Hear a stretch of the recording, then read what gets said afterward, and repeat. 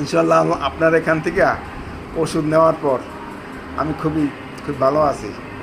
অনেক এলোপ্যাথি ওষুধ সেবন করছি, তাই সেবনে আমার কোনো রোগ মুক্ত হয় না, এবং এই হোমিওপ্যাথি ওষুধে আমার রোগটা মুক্ত হয়েছে এবং খুব ভালো লাগছে।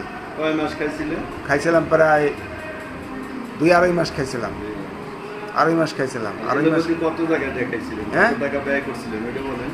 হ্যাঁ পড়ছিলাম, হতে পারে আমার 10 থেকে 15,000 টাকা খরচ হয়েছে, আরও বেশি খুব সম্ভব, হিসাব নাই তো। 6 বার উঠছে, 6 বার এই রোগটা 6 বার উঠছে। এলোপ্যাথি খাইয়ে বারণ হয়েছে, আবার 1.5 মাস পর 1 মাস পর আবার উৎপত্তি দেখা দিচ্ছে। খুবই খারাপ লাগছে আমার কাছেই, আমি খুব খারাপ লাগছে আমার।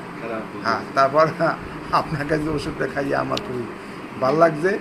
তা আপনার কাছে আন্তরিক দোয়া করি সবাইকে যেন সুস্থ এবং এইভাবে যেন ওষুধ সেবন দিতে পারেন এবং সবাই যেন রোগ মুক্তি হইতে পারে।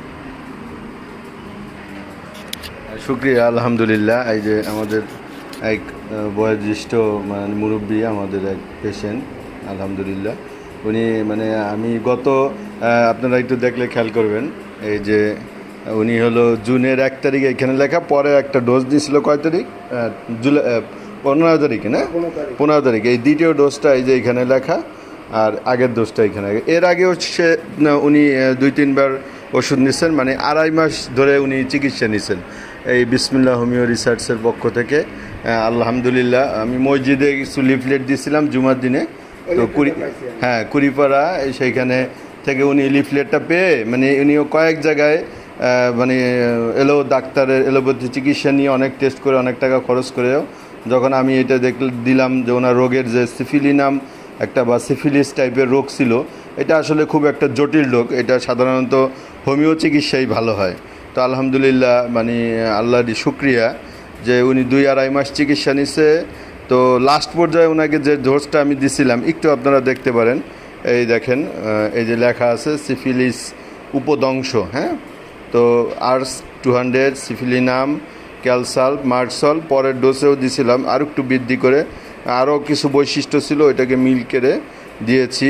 ক্যালোট্রোপিস, কন্ডুরাঙ্গো, জ্যাকারান্ডা, কেলিমিওর, হ্যাঁ, ক্যালিসাল, কেলিমিওর, মার্সল, সিফিলিনাম, ক্যালোট্রোপিস। তো আলহামদুলিল্লাহ সবগুলোই দেয় নেই। এইটা অবশ্যই মাঝের 2টা মনে হয় লিখছিলাম যে পরে এনে দিব যদি না সারে। তো আলহামদুলিল্লাহ উনি দীর্ঘ আজকে হলো সেপ্টেম্বর মাসের 25 তারিখ, তো মানে 3 মাস আমি ভাবছিলাম হয়তো রোগ সারে নাই, 2-2.5 মাস চিকিৎসা নিছে, উনি আর আসে না, এই জন্য ওনার কিছু ডিও ছিল। তা আলহামদুলিল্লাহ আজকে এই যে দেখেন সেটা পেমেন্ট করছে। তো আমি ওইটা আসলে কখনো খোঁজ রাখি নাই, বুঝছেন কাকা। তো ভালো হওয়ার কারণে উনি আজকে মানে সেই ডিউ পরিশোধ করতে আসছে, এটা খুব ভালো লাগলো আসলে। আল্লাহর শুক্রিয়া। অনেক কঠিন একটা রোগ আসলে। হ্যাঁ, তো উনি সর্বসাকুল্যে হয়তো বা আমার এইখানে চিকিৎসা নিলে হয়তো 2-2.5 হাজার টাকা সব মিলে 5-6 বার ওষুধে খরচ করছে। হ্যাঁ, তো অল্পতেই আল্লাহর রহমতে আল্লাহ মুক্তি দান করছেন। তো সবাই দোয়া রাখবেন যেন আল্লাহ এইভাবে সকল রোগীকে সুস্থতা প্রদান করে। হ্যাঁ, সবাই ভালো থাকবেন। আসসালামু আলাইকুম।